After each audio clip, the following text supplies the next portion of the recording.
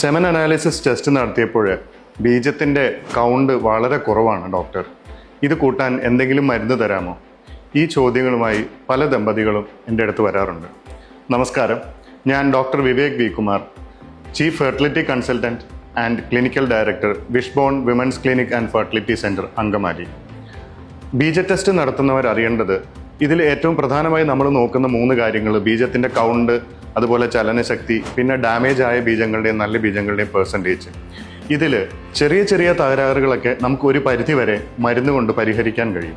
ഒരു മരുന്ന് തരുന്നു എന്ന് പറയുമ്പോൾ അപ്പോഴും നമ്മൾ മനസ്സിലാക്കേണ്ട ഒരു കാര്യം, ഈ മരുന്നുകളുടെ യഥാർത്ഥ ഇഫക്റ്റ് എന്താണെന്നാണ്. ഒരു പനിക്ക് പാരസെറ്റമോൾ തരുന്നത് പോലെയുള്ള ഡയറക്റ്റ് ഇഫക്റ്റ് അല്ല ഒരിക്കലും ഈ ബീജത്തിൻ്റെ കൗണ്ട് കൂട്ടാൻ വേണ്ടി തരുന്ന മരുന്നുകൾക്ക്. ഈ മരുന്നുകൾ പ്രവർത്തിക്കുന്നത് ഇത് ശരീരത്തിൻ്റെ ഉള്ളിൽ ചെന്ന് വിഷാംശങ്ങളെ പരമാവധി ന്യൂട്രലൈസ് ചെയ്ത് അതുവഴി ബീജത്തിൻ്റെ പ്രൊഡക്ഷനെ ബൂസ്റ്റ് ചെയ്യുക എന്നുള്ള ഒരു ഇൻഡയറക്റ്റ് എഫക്റ്റാണ് ഈ മരുന്നുകൾക്കുള്ളത്.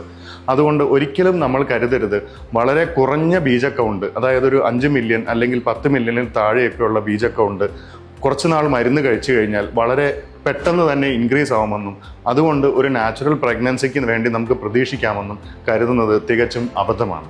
Thank you.